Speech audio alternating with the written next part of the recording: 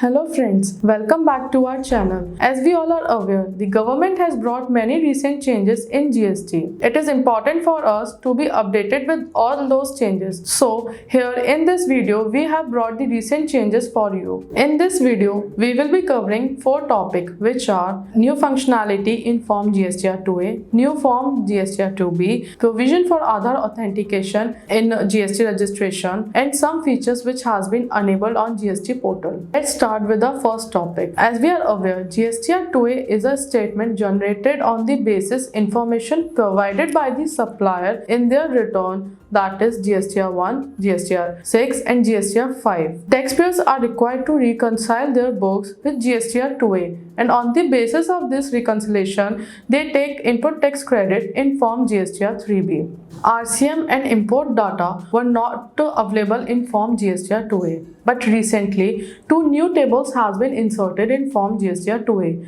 Now, taxpayers can see their RCM as well as import data in the Form GSTR 2A. These features have been brought on a trial basis. Now we have to note one thing: if any import has been made on non-computerized ports or through couriers or through post, then such details are not available in Form GSTR 2A. Our next topic is ITC statement Form GSTR 2B. अब सबसे पहला question है कि form GSTR 2B होता क्या है?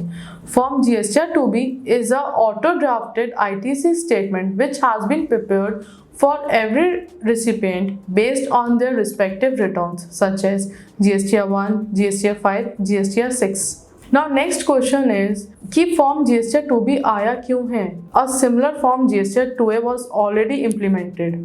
इसके लिए मैं आपका ध्यान इसके बेनिफिट्स की तरफ लेके जाना चाहती हूँ. The main benefits of this is कि ये डुप्लीकेसी ऑफ ITC को रोकेगा. सेकेंड, RCM में जो पेमेंट्स होनी है उसके बारे में बताएगा. The very most important feature of this form कि ये एक समरी प्रोवाइड करेगा कि किस पे ITC अवेलेबल होगा और किस पे ITC अवेलेबल नहीं होगा.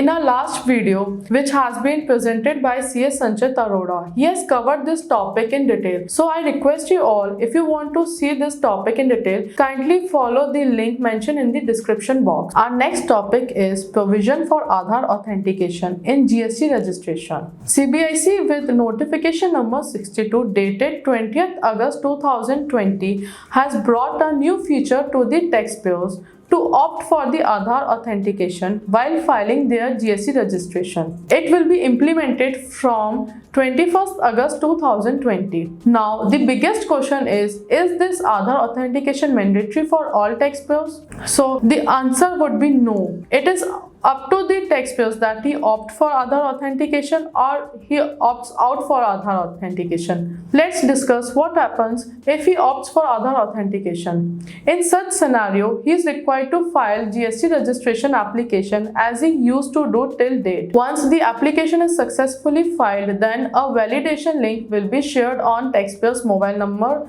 and email ID. He has to click on that link and OTP will be generated which is linked with Aadhaar. Once Aadhaar authentication is successfully done, then ARN will be generated and department will issue GST registration certificate within 3 working days. Now, next scenario is what happens if Aadhaar authentication fails or taxpayer opts out of this Aadhaar authentication. In such scenario, department will issue GST registration certificate only after physical verification of the office premises. Further, the GST registration certificate will be issued within 21 working days of the application filed. Our next topic is Table 8A of GSTR 9 can be downloaded in details from GST portal. We all have filed annual return of financial year 17-18, where we have faced many challenges. One of the challenge was the auto-populated figures in table 8A does not match with the figures available in GSTR 2A. To cope up with such issue, detailed table 8A of GSTR 9 can be downloaded from the GST portal. Downloaded Excel file will contain GSTN name, trade name of supplier, document-wise details such as B2B, B2C, credit note, etc. Further, in case of amendments, recent value will be accounted. If it will also contain column which will be stating that such ITC has been taken or not. Further, if any ITC has not been taken, then reason for non-accounting will also be shown there. Last but not the least,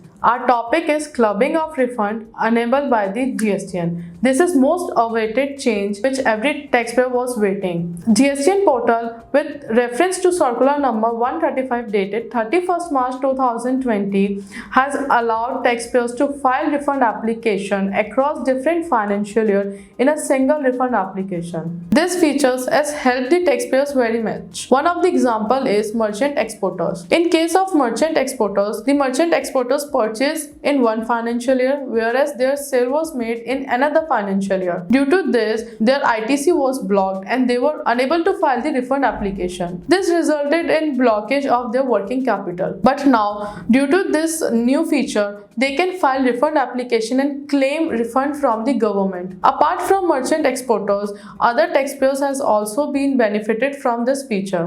Hope you liked the video. In case of any concern, doubt, please mention in the comment. Do like, share and subscribe. Thank you.